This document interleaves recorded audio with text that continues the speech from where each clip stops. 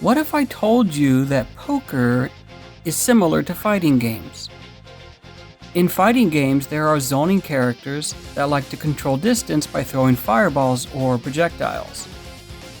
Ryu from Street Fighter, for example.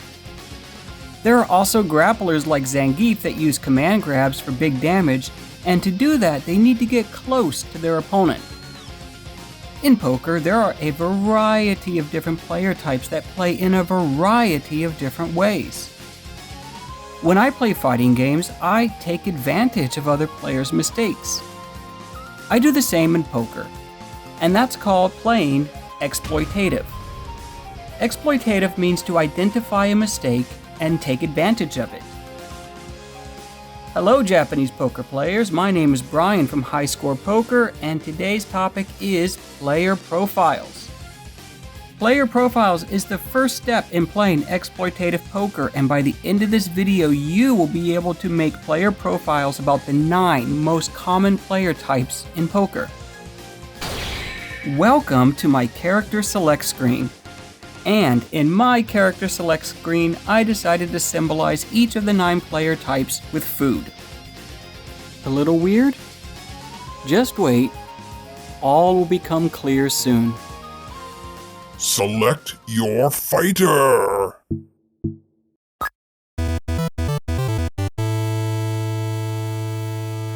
Tag. Tag stands for tight aggressive player. Tags play a tight range, which means they don't play a lot of hands. The hands they do play, they play aggressively. A tag is unlikely to play bad hands pre-flop like 10-8 unsuited.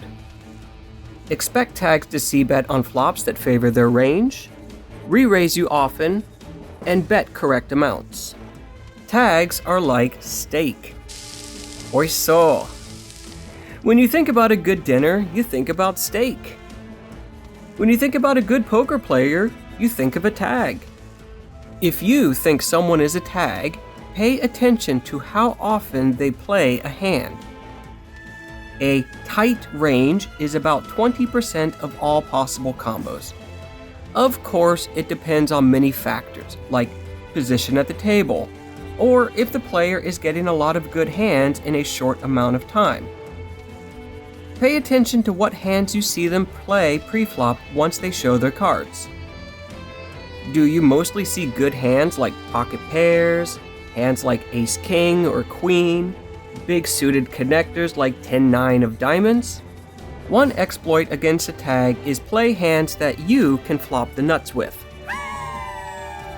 like suited connectors and middle pocket pairs. This is because if you do make a good hand, like a flush or 3 of a kind, tags might make a mistake with a big one-pair hand like pocket aces.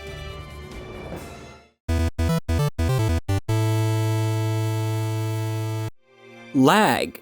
Lag stands for loose aggressive player. Lags play a loose range, which means they play a lot of hands. They play those hands aggressively. You might see them play hands like King 7 unsuited and think, well, that's not a very good hand. And you're right, it isn't. But, did they win the hand? Lags play a lot more hands than tags do. Lag players are often not bad players.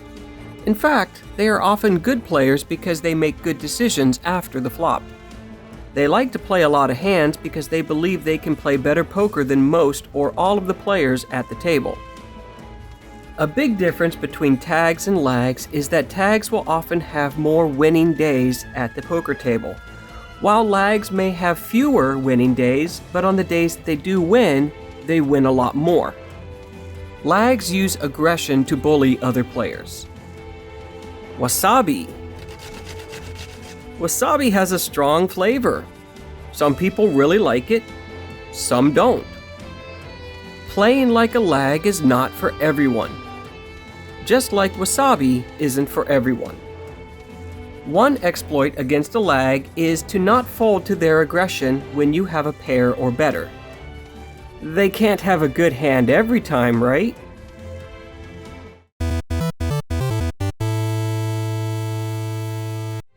Reg. Reg stands for regular. And as the name implies, regs play poker regularly. When I lived in Japan, I had miso soup almost every day. It's great for breakfast, lunch, or dinner. Regs sometimes eat breakfast, lunch, and dinner at the casino. I'm only half kidding, but sometimes it's true. Miso soup can be eaten every day. Regs study and improve. They can be tag or lag. Play cautiously against them. One exploit against a reg is don't try to trap with big hands like straights or better. Keep betting.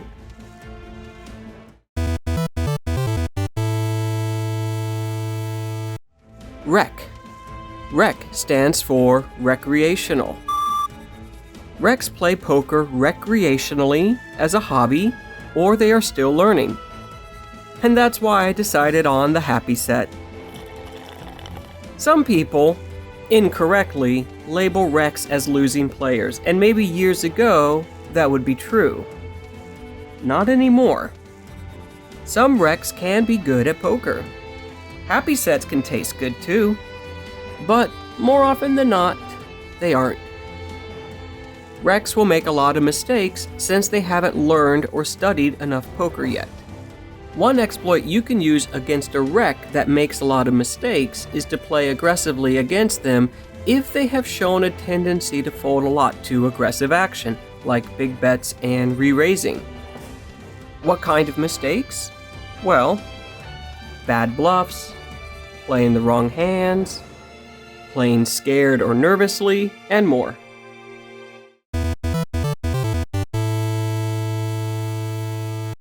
Nit. Nit is a player that does not like to take risks.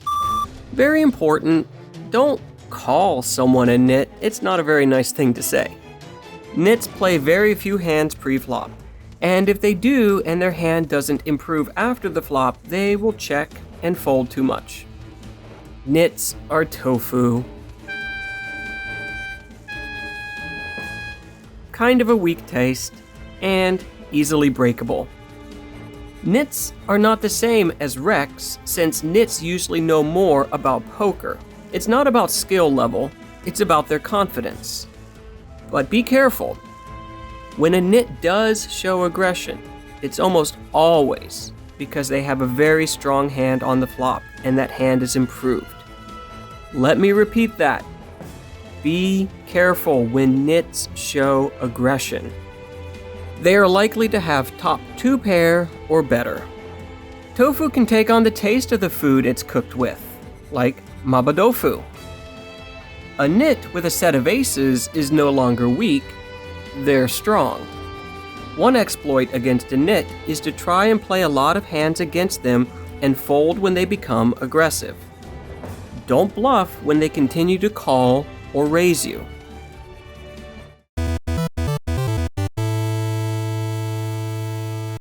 Pro. Pro stands for professional. Pros play poker as a job, a career. Expensive lobster dinners monthly. I know that maybe Wagyu beef is a more common rich person's food, but I'm an American. And when we think about rich people, we associate lobster dinners with rich people. Pros can also be tag or lag, and they are often good enough to switch between the two depending on the situation. They are very difficult to exploit, so I won't say anything more about pros for now.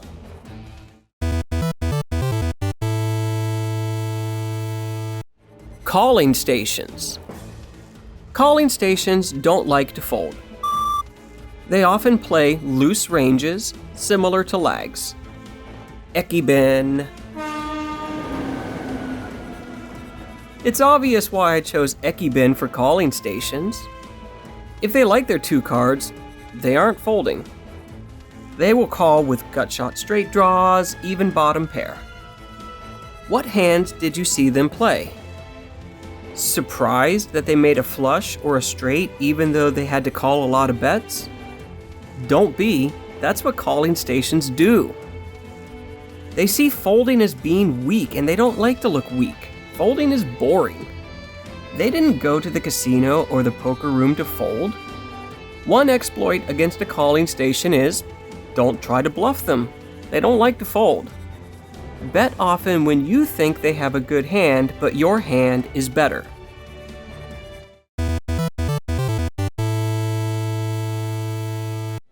Whale. Whale is a term that you need to be careful, just like nits, and don't ever call someone that directly. Whales are players that are rich and have a lot of money. Another easy food association. Whale poker players and whales. They are a reg's and a pro's best friend. Whales often know that they are not great at poker, or at least they are one of the weaker players at the table. They go to have fun, to have a good time. And good poker players treat whales like VIPs. Laugh at their jokes.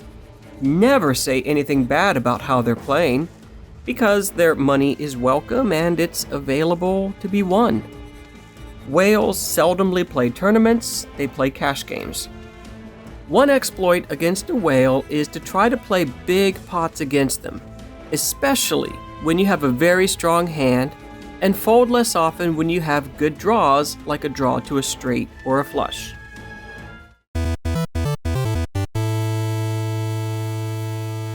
Aggros. Aggros are similar to calling stations. But if a calling station plays a lot of hands and does not like to fold, aggros play a lot of hands and will bet and raise. A lot. Aggros make mistakes and don't win often.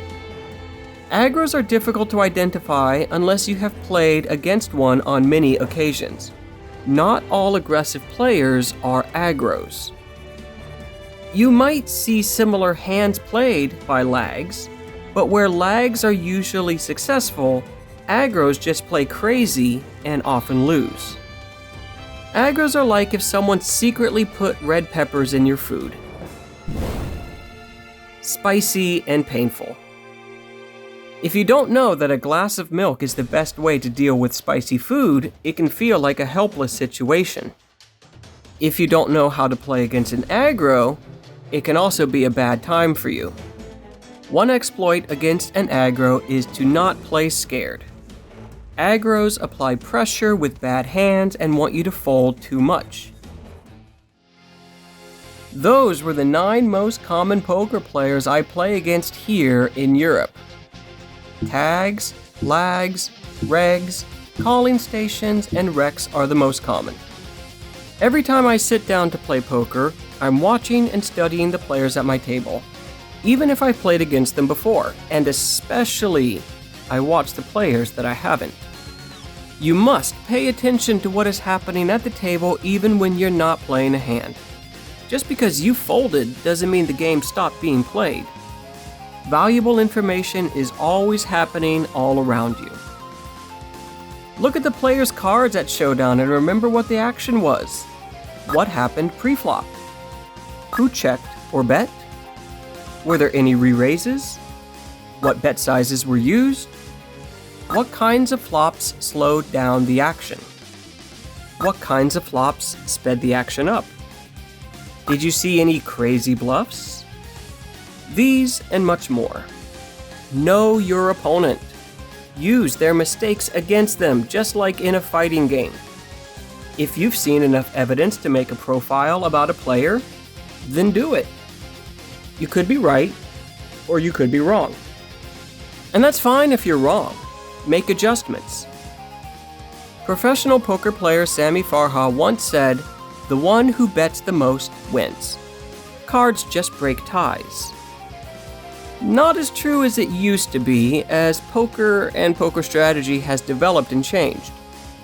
But what is still true is this: the cards in your hand are not the most important thing. Many beginning poker players only focus too much on the 2 cards in their hand. In poker, you need to outplay your opponents. You need to outthink them. You need to have and understand more information than they do. Once you get to showdown, the cards break the tie. My final thought I want to leave you with is this. As you are trying to profile the other players at the table, they just might be trying to profile you too. Your table image is just as important. If you have watched from the beginning of this video to now, omedetou gozaimasu!